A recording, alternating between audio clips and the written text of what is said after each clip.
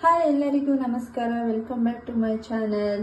ಮೊದಲಿಗೆ ಇವತ್ತು garlic bread ಯಾವ ಥರ ಮಾಡೋದು ಅಂತ ಹೇಳ್ಕೊಡ್ತೀನಿ. ಹಾಗೆ ಚಾನಲ್ನ ಸಬ್ಸ್ಕ್ರೈಬ್ ಮಾಡ್ಕೊಳ್ಳಿ, ಲೈಕ್ ಮಾಡಿ, ಕಮೆಂಟ್ ಮಾಡಿ, ಶೇರ್ ಮಾಡಿ.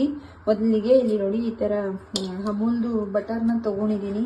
ಈ ಥರ ಬರುತ್ತಲ್ಲ, ಇದರಲ್ಲಿ ಒಂದು 6 ಪೀಸ್ ಆಗುವಷ್ಟು ತೊಗೊಂಡಿದ್ದೀನಿ ನೋಡಿ. ಇದಕ್ಕೆ ನಾನು ಇದನ್ನು ಒಂದು ಸ್ವಲ್ಪ ಬಿಸಿ ಮಾಡ್ಕೋಬೇಕು ಲೈಟಾಗಿ. ಒಂದು ಸ್ವಲ್ಪ ಕರಗಿಸ್ಕೋಬೇಕು. ಅದಾದ್ಮೇಲೆ ಸ್ವಲ್ಪ ಕರಗಬೇಕು.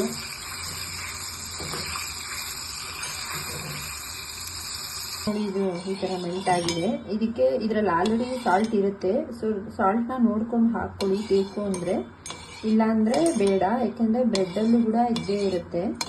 ಸೊ ಹಾಗಾಗಿ ನೋಡ್ಕೊಂಡು ಹಾಕ್ಕೊಳ್ಳಿ. ಇದಕ್ಕೆ ನಾನೀಗ ಅದು ಗಾರ್ಲಿಕ್ ಮತ್ತು ಕೊತ್ತಂಬರಿ ಪೇಸ್ಟ್ನ ಆ್ಯಡ್ ಮಾಡ್ತಾ ಇದ್ದೀನಿ ನೋಡಿ. ಈಗ ಇದನ್ನು ಹಾಕ್ತಾ ಇದ್ದೀನಿ.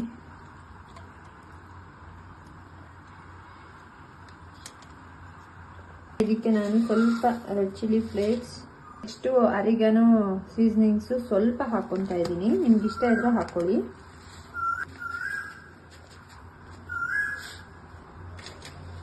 ಸೊ ಇದನ್ನೆಲ್ಲ ಚೆನ್ನಾಗಿ ಈ ಥರ ಮಿಕ್ಸ್ ಮಾಡಿ ಒಂದು ಸೈಡ್ ಇಟ್ಕೋಬೇಕು ನೋಡಿ, ಈ ಥರ. ನೆಕ್ಸ್ಟ್ ನಾನಿಲ್ಲಿ ಬ್ರೆಡ್ ತೊಗೊತಾ ಇದ್ದೀನಿ. ಈಗ ನಾನು 2 ಬ್ರೆಡ್ ಸ್ಲೈಸಸ್ನ ತೊಗೊಂಡು ಈ ಥರ ಇಟ್ಕೊಂಡಿದ್ದೀನಿ. ಇದನ್ನು ಬೇಕಾದರೆ ನೀವು 2 ಸ್ಲೈಸ್ನ ಮಾಡ್ಕೋಬೋದು. ನಾನು ಇಲ್ಲೊಂದು ಫುಲ್ಲು ಮಾಡ್ಕೊತಾ ಇದ್ದೀನಿ.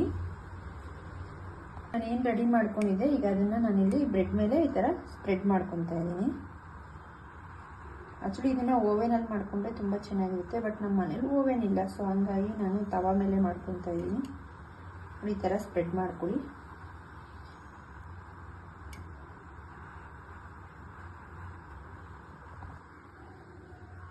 ನೋಡಿ, ಈ ಥರ ನಾನು ಎರಡಕ್ಕೂ ಸ್ಪ್ರೆಡ್ ಮಾಡ್ಕೊಂಡಿದ್ದೀನಿ. ಇದ್ರ ಮೇಲೆ ಚೀಸ್ ಬೇಕು ಅನ್ನೋರು ಬೇಕಾದ್ರೆ ಚೀಸ್ನ ಈ ಥರ ಸ್ಮಾಲ್ ಪೀಸಸ್ ಆಗಿ ಈ ಥರ ಇಟ್ಕೊಳ್ಳಿ. ಓವೆನಲ್ಲಿ ಇಟ್ಕೊಂಡು ಮಾಡಿಕೊಂಡ್ರೆ ತುಂಬಾ ಚೆನ್ನಾಗಿರುತ್ತೆ, ಬಟ್ ಓವೆನ್ ಇಲ್ಲದೆ ಇರೋ ಕಾರಣ ನಾನು ತವಾ ಮೇಲೆ ಮಾಡ್ಕೊತಾ ಇದ್ದೀನಿ.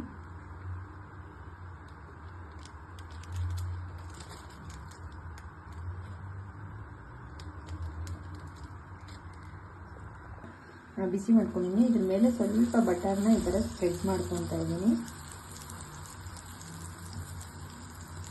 ಈ ಥರ ಸ್ಪ್ರೆಡ್ ಮಾಡಿಕೊಂಡು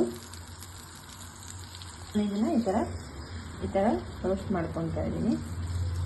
ಒಂದು 2-3 ಮಿನಿಟ್ಸ್ ಸ್ವಲ್ಪ ಇದೆಲ್ಲ ಮೆಲ್ಟ್ ಆಗೋವರೆಗೂ ಅದನ್ನು ಇದು ಮಾಡ್ಕೋಬೇಕು, ಬೇಯಿಸ್ಕೋಬೇಕು. ಸ್ವಲ್ಪ ಚೀಸ್ ಮೆಲ್ಟ್ ಆಗಲಿ ಅಂತ ನಾನು ಒಂದ್ರ ಮೇಲೆ ಇಟ್ಟಿದ್ದೀನಿ. ಈಗ ಒಂದು ಕಡೆ ರೋಸ್ಟ್ ಆಗಿದೆ ಫುಲ್ಲು. ಈಗ ಚೀಸ್ ಒಂದು ಸ್ವಲ್ಪ ಎಲ್ಲ ನೀಟಾಗಿ ಮೆಲ್ಟ್ ಆಗ್ತಾ ಇದೆ ನೋಡಿ. ಗಾರ್ಲಿಕ್ ಬ್ರೆಡ್ ರೆಡಿಯಾಗಿದೆ. ಕಟ್ ಮಾಡ್ತೀನಿ ನೋಡಿ.